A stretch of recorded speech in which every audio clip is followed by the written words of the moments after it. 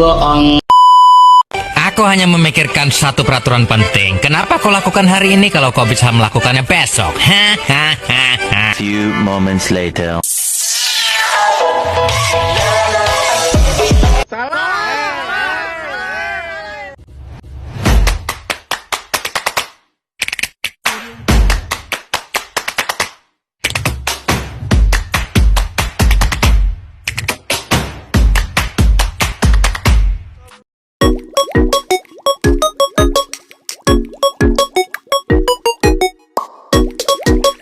Assalamualaikum warahmatullahi wabarakatuh. Baiklah, perkenalkan nama saya Aryan Samsuri dengan NIM 2122315. Saya akan menjelaskan tentang apa itu taksonomi kognitif, efektif, dan psikomotorik. Baiklah, pertama-tama marilah kita terlebih dahulu mengenal apa itu taksonomi. Taksonomi adalah struktur hierarki atau bertingkat yang mengidentifikasi keterampilan berpikir mulai dari jenjang rendah sampai paling tinggi.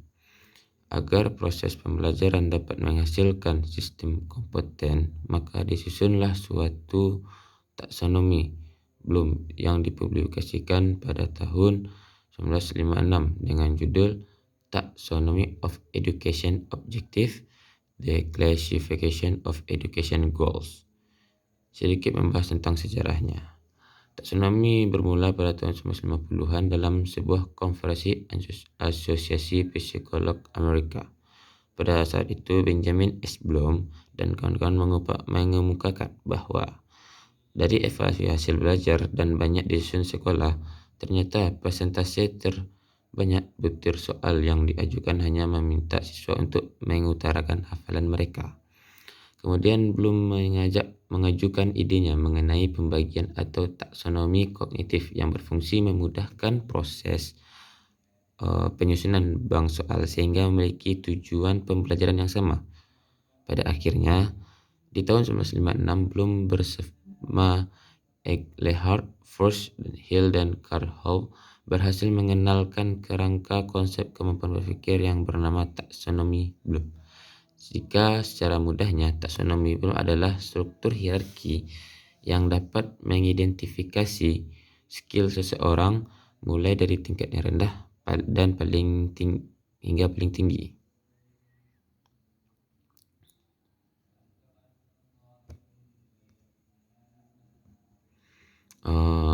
Selanjutnya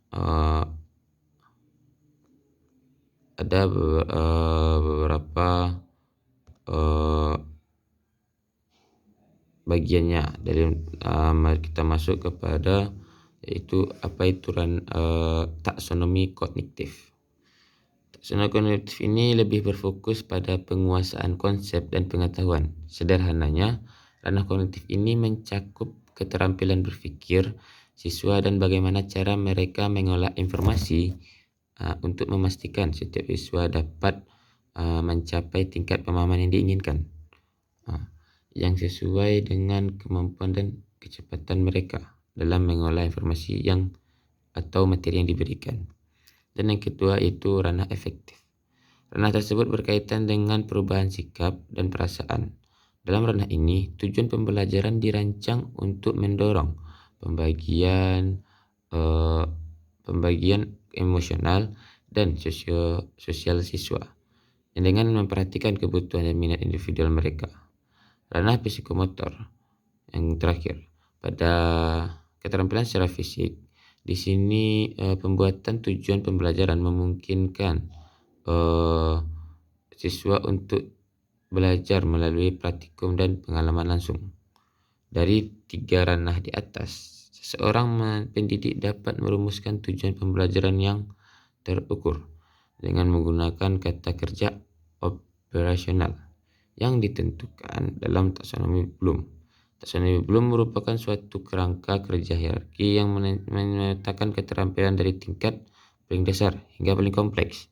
Ini juga dibagi menjadi tiga ranah, yakni ranah kognitif, afektif, dan psikomotor. Tiga ranah tersebut masing-masing dapat diberikan sebagai berikut.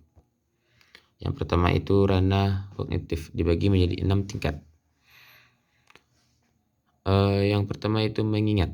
Di sini peserta didik dapat mengingat informasi dasar seperti fakta atau angka. Dan yang kedua, memahami. Siswa mulai memahami makna di balik informasi yang mereka pelajari. Dan yang C, menerapkan pengetahuan yang dapat digunakan untuk memecahkan masalah baru atau situasi yang lebih kompleks. Jadi di sini siswa dituntut untuk mereka untuk bisa menerapkan dan memecahkan masalah yang baru dan situasinya lebih kompleks, lebih luas gitu. Dan yang keempat, menganalisis. Di sini siswa dapat memecahkan informasi menjadi bagian-bagian yang lebih kompleks dan menganalisis hubungan sebab akibat. Jadi siswa dituntut untuk di sini bisa menganalisis hubungan sebab akibat dari informasi dalam memecahkan informasi tersebut. Dan bisa menjadikan bagian-bagian ini menjadi lebih kompleks gitu. Lebih terkompleks ini lebih akurat gitu. Yang kelima, mengevaluasi. Di sini siswa bisa membuat penilaian terhadap informasi yang mereka pelajari dan bisa membuat inovasi dan ide-ide yang inovatif. Jadi di siswa di sini dituntut untuk mengevaluasi, menilai terhadap informasi yang mereka pelajari. Jadi mereka bisa melihat bahwa ini yang mereka pelajari ini apakah sudah baik atau tidak. Jadi mereka bisa membuat inovasi dan ide-ide yang inovatif. Selanjutnya, yang terakhir, membuat. Ini adalah tingkat tertinggi di mana siswa dapat menyusun ulang informasi yang mereka miliki dan menciptakan sesuatu yang baru. Jadi di sini siswa karena sudah mengevaluasi, menjalankan tingkatan yang sebelumnya, jadi di sini siswa dituntut untuk bisa mengulang informasi, atau mungkin mereka bisa menciptakan sesuatu yang baru. Kita masuk kepada ranah efektif. Dikategorikan menjadi 5 tingkatan, yaitu menerima. Keadaan di mana siswa bisa menerima informasi yang sudah ia dapat dengan perasaan senang. Jadi di sini bisa dijelaskan bahwa di mana siswa itu menerima informasi dari pendidiknya, dari gurunya dengan perasaan yang bahagia, senang gitu. Dan yang kedua, merespon. Keadaan di mana siswa dapat memberikan tanggapan terhadap informasi yang telah diberikan, baik positif maupun negatif. Jadi di sini bagaimana dari bisa dapat kita jelaskan bagaimana respon siswa tersebut dan tanggapannya terhadap informasi yang dia dapat, maupun informasi itu negatif apapun positif gitu. Dan yang ketiga, menilai. Keadaan di mana siswa dengan sadar bersedia memberikan penilaian terhadap suatu informasi didasarkan dengan pertimbangannya. Jadi siswa di sini dituntut untuk bersedia memberikan penilaian terhadap suatu informasi yang didasarkan dengan pertimbangannya dari pemikiran mereka gitu. Jadi mereka bisa memilih gitu. Dan yang keempat, mengatur dan mengorganisasikan. Keadaan di mana siswa dapat menggabungkan konsep penilaian sehingga siswa mampu menimbang akibat positif dan negatif dari sebuah informasi. Nah, di sini kita dapat dijelaskan bahwa siswa dapat menggabungkan konsep penilaian sehingga siswa dapat mampu menimbang akibat positif dan negatif dari sebuah informasi. Sini siswa bisa melihat apakah informasi tersebut ini positif atau negatif gitu. Dan yang kelima, cirikan. Maksud itu adalah keadaan siswa, kepribadiannya atau pola hidup siswa sudah mencerminkan nilai-nilai yang mereka terima yang bisa diamati melalui proses pembelajaran berlangsung. Nah, di sini kita bisa melihat adalah di mana pola hidup siswa tersebut mencerminkan atau mereka menerapkan nilai-nilai yang mereka terima dan bisa diamati melalui proses pembelajaran berlangsung. Diamati ketika mereka melakukan proses pembelajaran. Dan yang terakhir yaitu kita masuk kepada ranah psikomotorik. Dikategorikan menjadi 5 tingkatan juga, yaitu yang pertama meniru. Bisa dijelaskan bahwa meniru di sini adalah siswa masih sekedar meniru apa yang diajarkan oleh pengajar atau guru. Jadi seperti yang kita ketahui, kalau siswa ini apalagi anak SD gitu kan, SMP, mereka akan melakukan apa yang dikerjakan oleh gurunya. Jadi itulah bahwa ada yang mengatakan bahwa guru inilah teladan bagi siswanya. Yang kedua itu manipulasi. Di sini siswa sudah mulai bisa melakukan apa yang membuat sesuatu dengan cara sendiri dan dengan tetap berpatokan dengan apa yang dicontohkan oleh guru pengajar.